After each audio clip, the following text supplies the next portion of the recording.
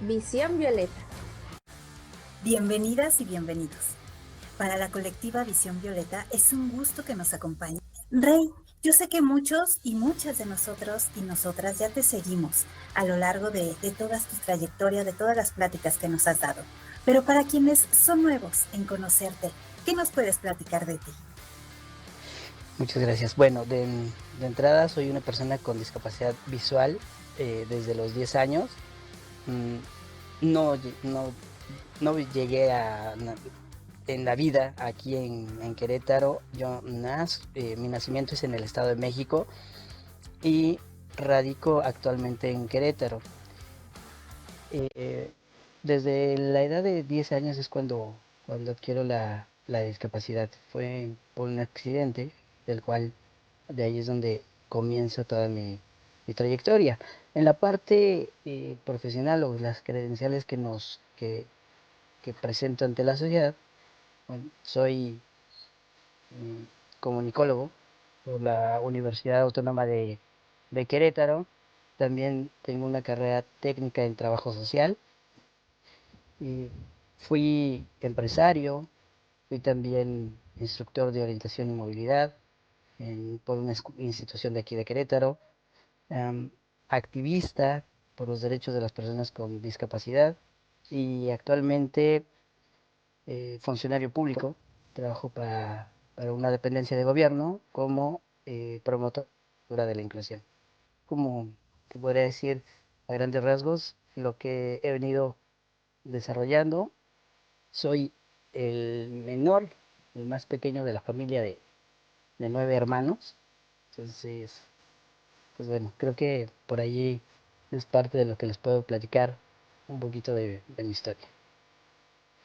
Los micrófonos son todos tuyos para escuchar esta conferencia. Que nadie hable por ti. Gracias, Muchas Rey. gracias. Gracias a ti, Has. Y bueno, de entrada les doy la cordial bienvenida y gracias nuevamente por abrirnos los micrófonos de Colectiva Visión Violeta.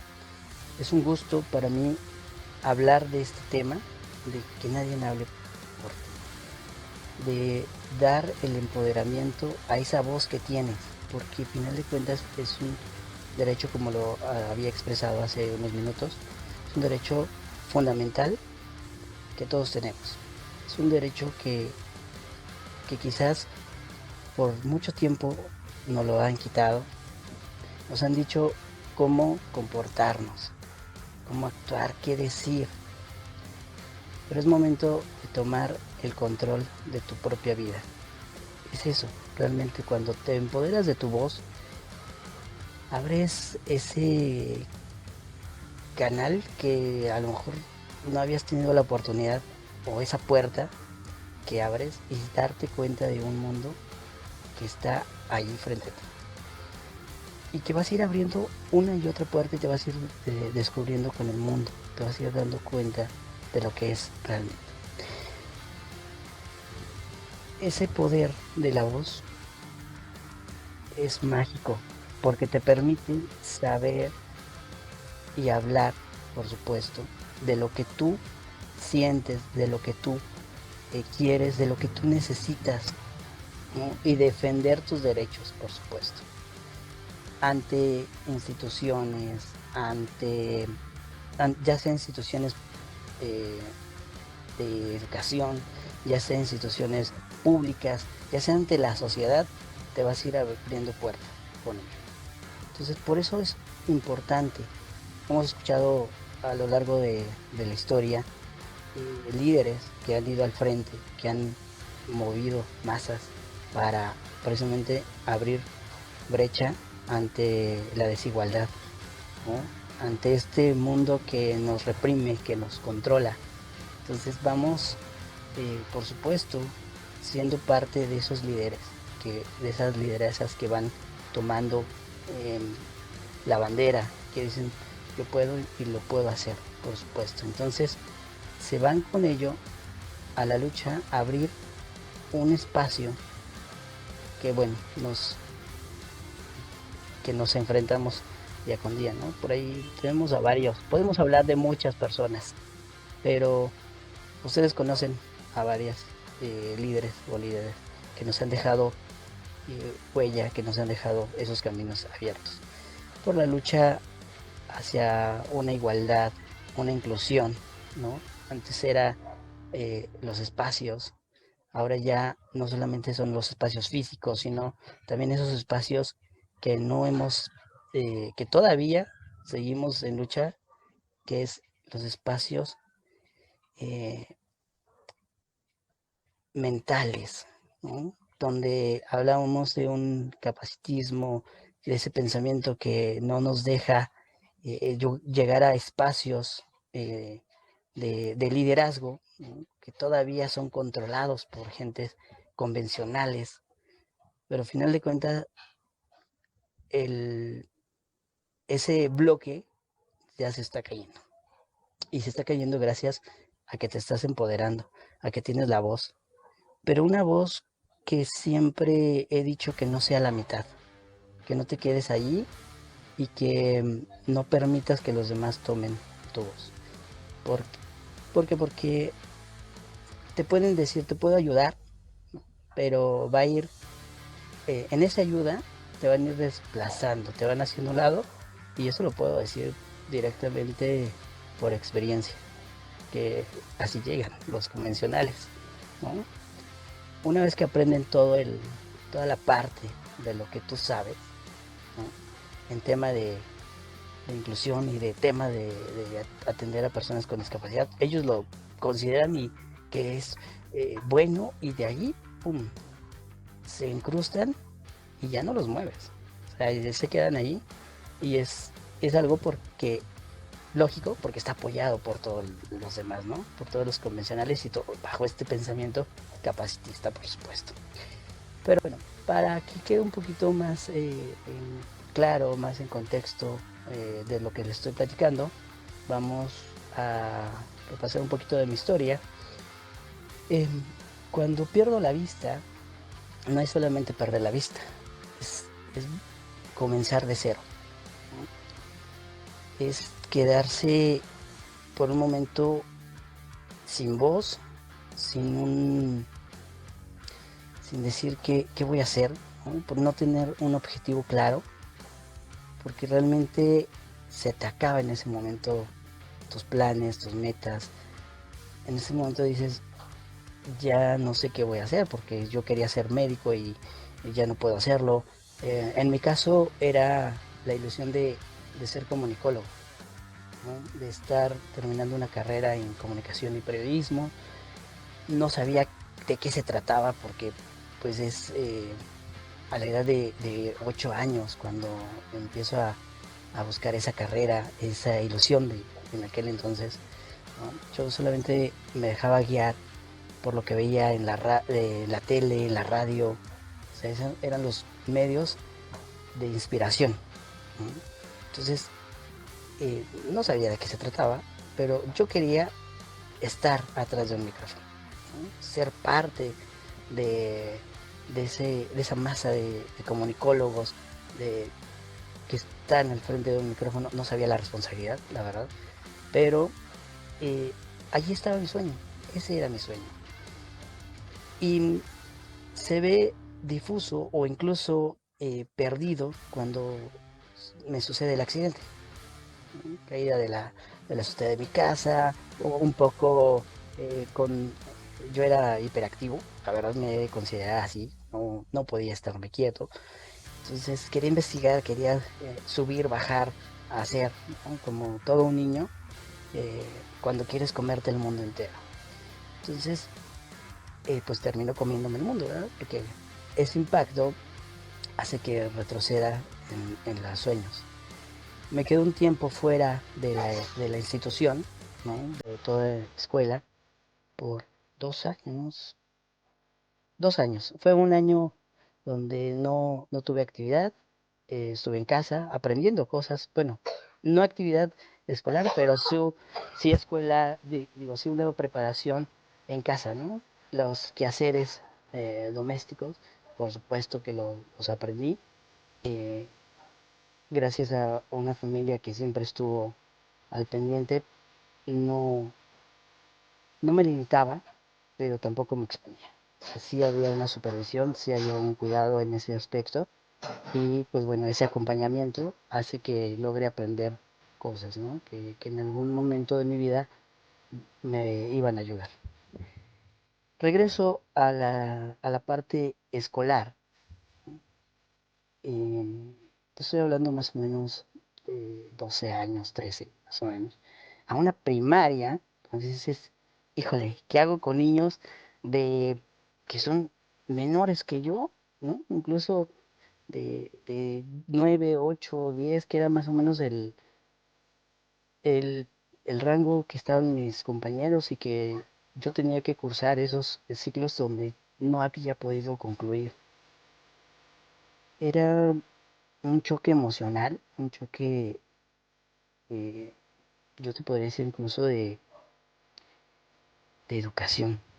O sea, era distinto porque yo ya estaba despertando a otro nivel, otro momento que era la adolescencia, donde no sabes si eres niño, si eres adulto, donde no sabes cuál es tu lugar. Entonces, otro impacto hacia mi persona y que te debe que encontrar en algún momento para no caerme, para no perderme, ¿no? Entonces, allí tuve que buscar aliados. Am, la parte de la psicología con este acompañamiento psicológico fue fundamental también para poder sobrellevarlo. He de confesarles que en cuestión de mi familia no somos de una familia acomodada, la verdad, económicamente, pero sí con muchos esfuerzos y dedicación, energía, eso sí, no paramos. Y pues hemos ido hacia arriba, ¿no? Avanzando. Y eso de tener ayuda, apoyo de personas que realmente se acercan y dicen te extiendo la mano, cuando lo hacen de corazón, se nota. Y entonces allí tuve ese acompañamiento por parte de mis docentes, los maestros muy al pendiente de mí, de mi desarrollo, muy, muy atentos a ello. Y se daban cuenta, ¿no? Cuando empezaba a entrar en conflicto, porque ya estaba un poco distraído, eh, me enfrentaba a estas situaciones, ¿no? Complicadas.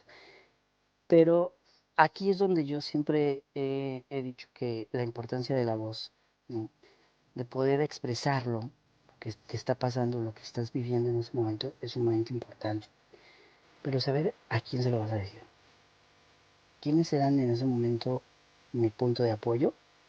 Maestros y familiares. Ese era mi punto de apoyo. No podía ah, irme con mis compañeros, con mis amigos, eh, porque sabía que tenían un pensamiento distinto, ¿no? No estaban pasando por lo que yo estaba viviendo, eh, no conocían el tema de la discapacidad, no comprendían ese punto. Entonces era algo que en aquel momento me estaba ah, presionando, ¿no? Me estaba llevando a buscar eh, ese refugio, ese apoyo, y lo encuentro ahí. Los libros, pues fueron otro de mis medios, ¿no? De poder prepararme. Aquí quiero que se den cuenta que ahí es donde donde me doy cuenta que la voz es importante. A pesar de que tenía esas luchas, esas barreras que a veces también pueden llegar a ser muy grandes, o las ves muy grandes en ese momento, había otro medio que era empezar a explicar de qué era la discapacidad, qué estaba viviendo yo en ese momento, cuál era mi necesidad, y empezarlo a convertir en un discurso que me llevó a recorrer las aulas de la primaria, ¿no?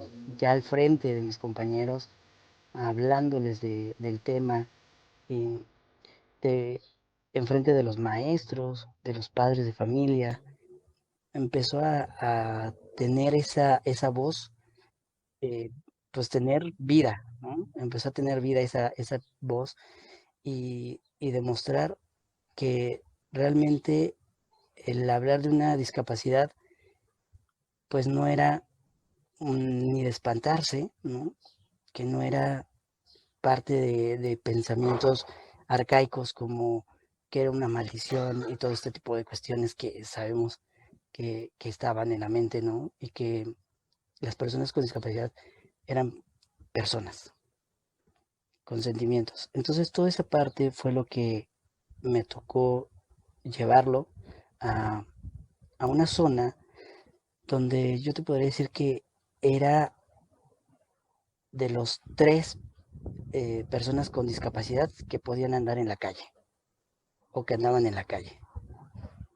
Sí, sí es un pueblo que podría decirte que iba en crecimiento, en desarrollo, una pequeña, un pueblo, un municipio como tal, ¿no? Ya con banquetas y toda esta parte de la urbanización un poquito más desarrollado, pero de todos modos, en cuestión de pensamientos no se veía ese avance. O sea, realmente seguían teniendo pensamientos muy retrógradas, como se dice vulgarmente, ¿no? Que no te dejan avanzar como sociedad.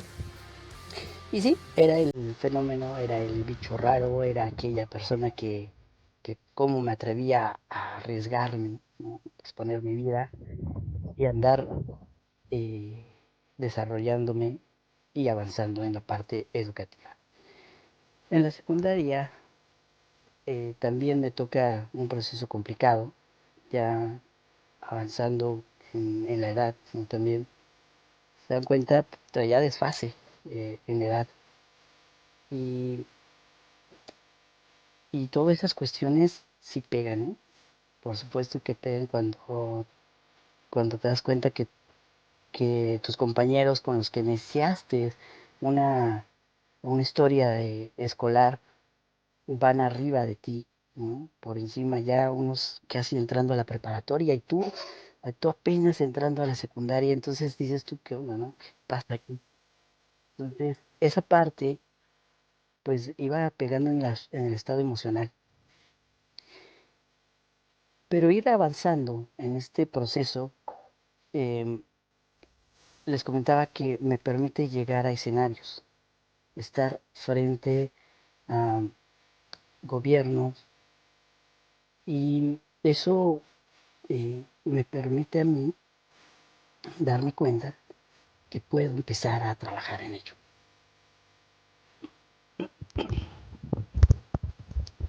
Y lo importante es eso, es darte cuenta de lo que realmente tú puedes, ¿no? De lo que sí puedes hacer.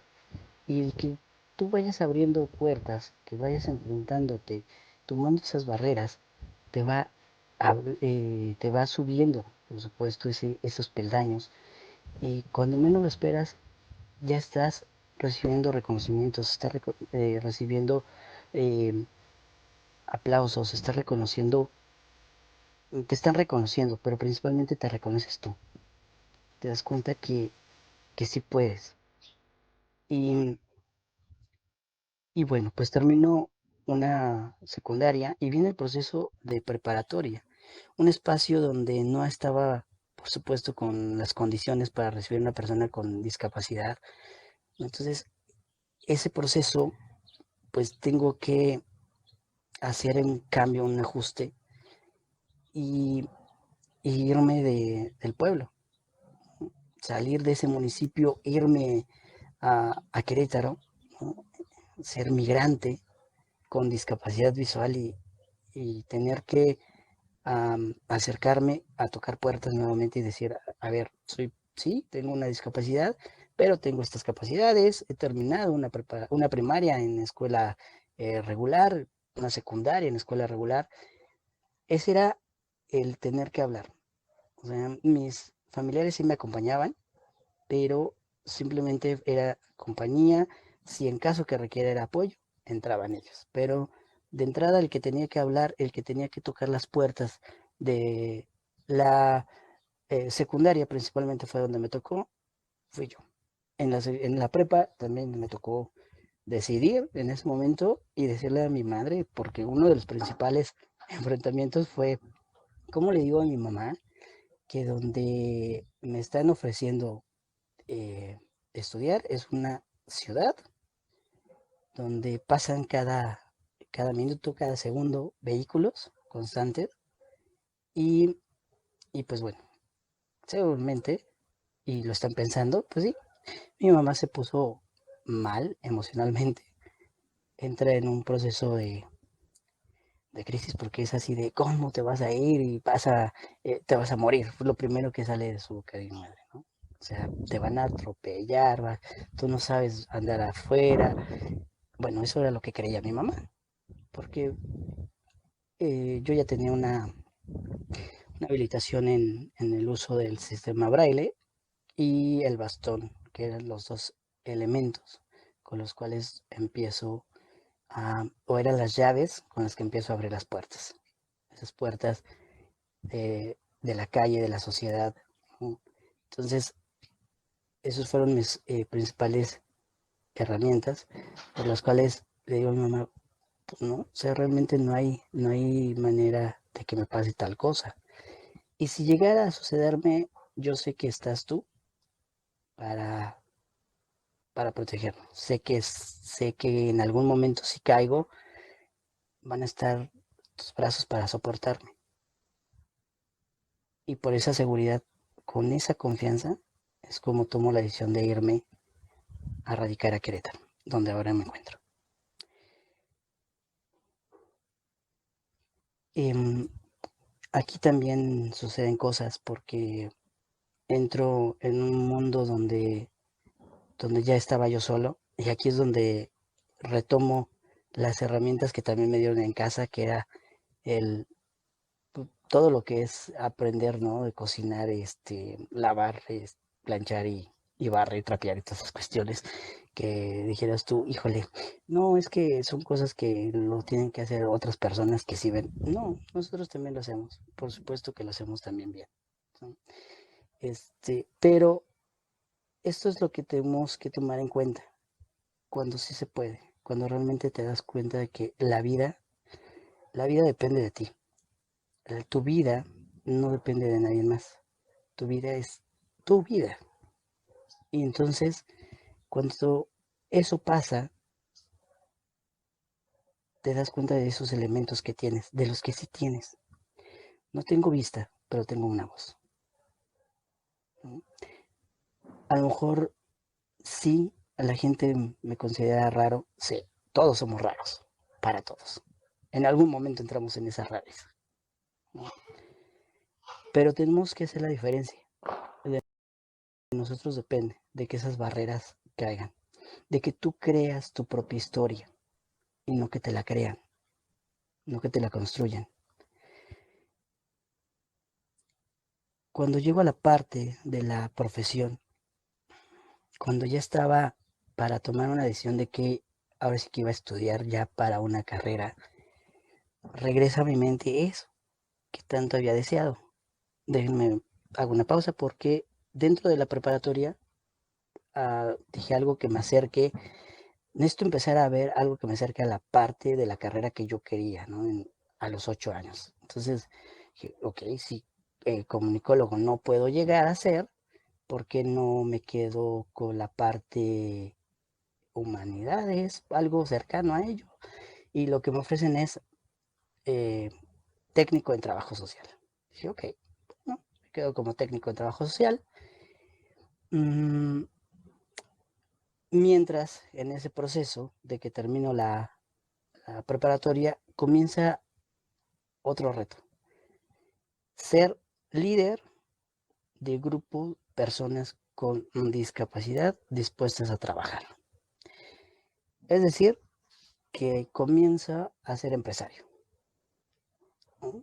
Esta parte donde llegar a ofrecer productos por personas hechos por personas con discapacidad era otro reto, ¿eh? O sea, la gente seguía enfrentándose a este tipo de barreras, de pensamientos donde no puede, no.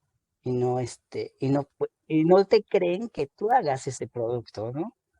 Entonces, ese producto era productos de limpieza. Entonces era así, ¿no? Trabajar en ello.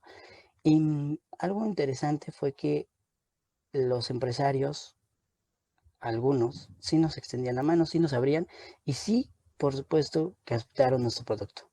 Y siempre era, ve mi producto, compra mi producto por lo que es mi producto, no por lo quién te lo está vendiendo.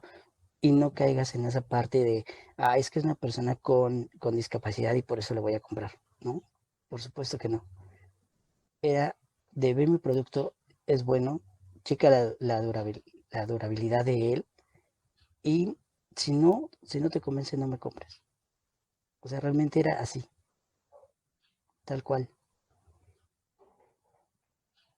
Y te podría decir que logramos tener una agenda de clientes muy buena, hoteles, restaurantes, eh, instituciones, escuelas también. Entonces ya estamos en el mercado, duramos 5 años en el mercado y bueno, tuvimos que, por cuestiones de la misma empresa, tuvimos que terminar con ello, ¿no?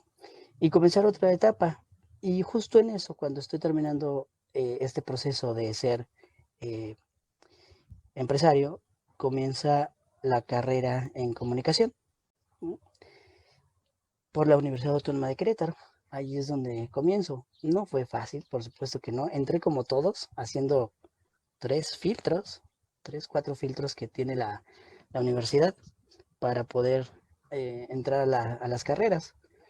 Entonces, allí fue otro tema porque también tuve que ir a hablar con el coordinador de carrera. Era un tipo que era duro. O sea,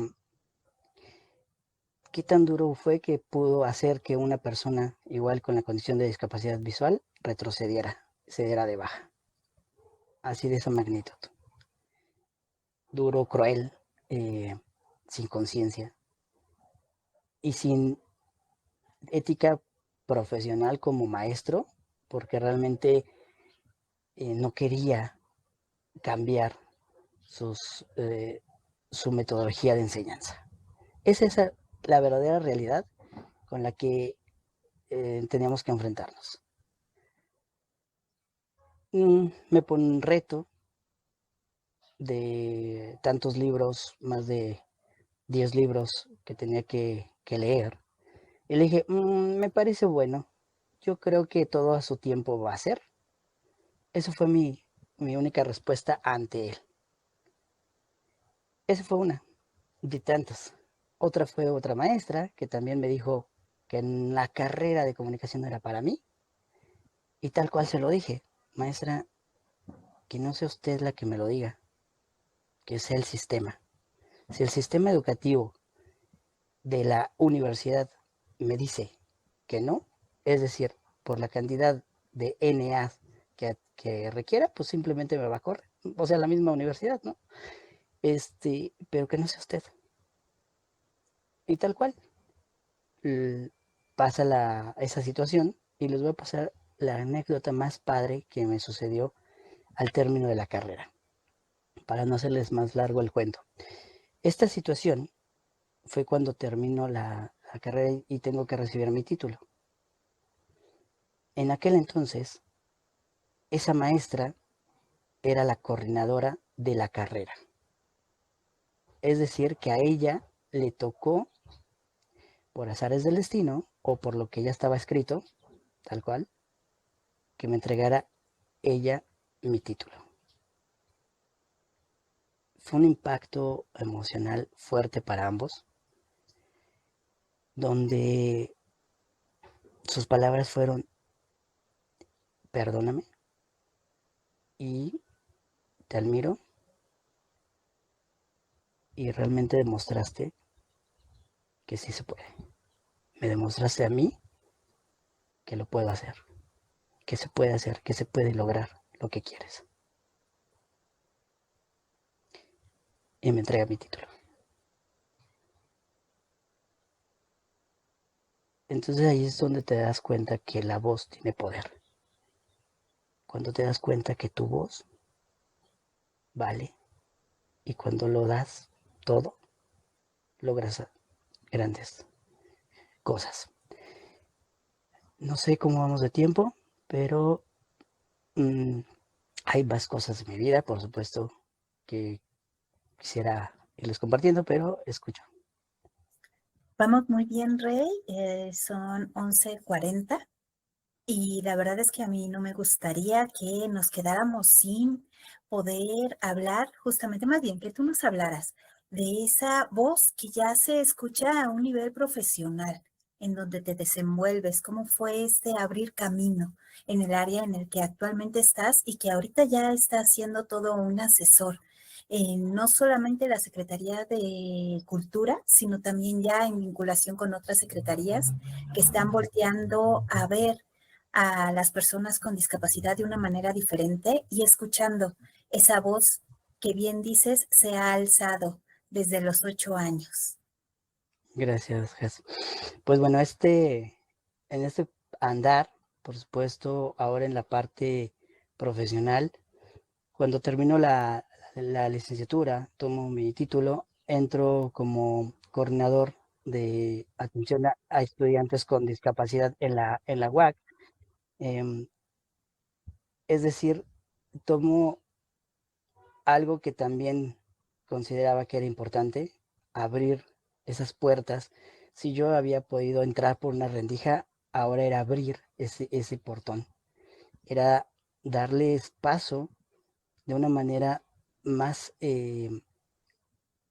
con unas herramientas más adaptadas para aquellos estudiantes. Entonces mi reto era ese ahora. Entonces logramos avanzar en ese sentido también.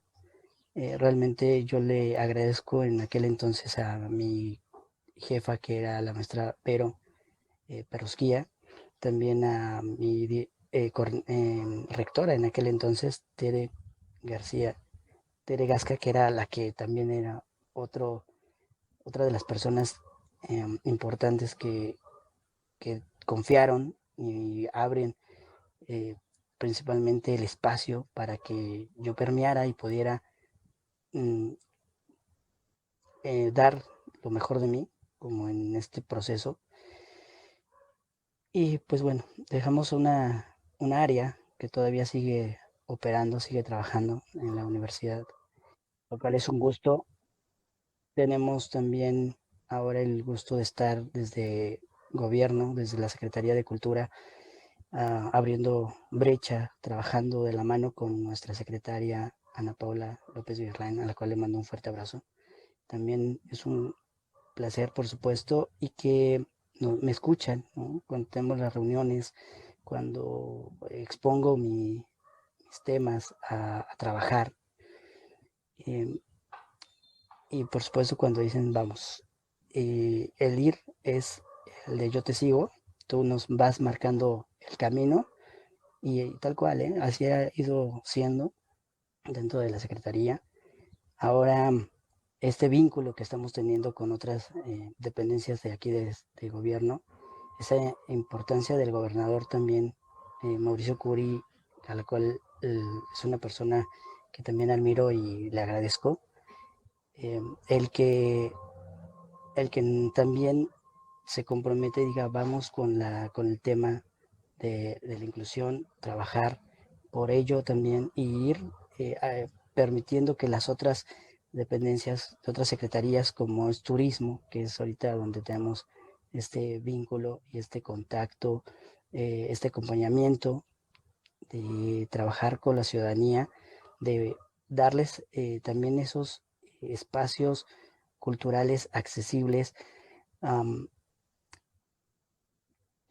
Tuvimos la fortuna de trabajar en conjunto con un eh, cuadernillo accesible, un cuadernillo turístico, ¿no? Donde marcan entre 5 y 6 recintos culturales y monumentos, los cuales pues ya están tanto en braille como en en un QR que te lleva a un video con accesibilidad en el sistema de lenguaje de señas, lengua de señas mexicana principalmente. Y pues, eso es lo que se ha ido trabajando por parte de ahora como servidor público. Y para mí es un honor, un gusto realmente servir también a la ciudadanía y darte cuenta que hay tantas cosas que puedes hacer por los demás y por ti mismo. Muchísimas gracias, Rey. Antes de que abramos los micrófonos para todas las personas que nos están acompañando, quisiera pedirte un favor especial. Si nos puedes dejar un comentario a las personas que estamos presentes en esta conferencia y a las personas que van a ver esta grabación sobre la importancia de alzar la voz desde tu perspectiva. Muchísimas gracias. Ok, yo creo que uno de los consejos es que una vez que abras tu voz, te das cuenta de lo que puedes transformar. Eres una persona que a través de tu voz tienes poder y eso te permite realmente mejorar tu entorno. Entonces, ese sería el con. Apropiate de tu voz, empodérate de tu propia voz. Aquí yo quería comentarles que con la comunidad con discapacidad auditiva y con nosotros con personas con discapacidad visual sucede algo muy fuerte. Aquellas personas que llegan a ser interlocutores, no se quedan en ese papel, buscan algo más y no es solamente echarte la mano, es echarte para atrás, es hacerte un lado y ellos querer ser los actores principales. Y eso no puedes permitirlo. Si ellos ofrecen ser ayuda, deben de respetar ese papel.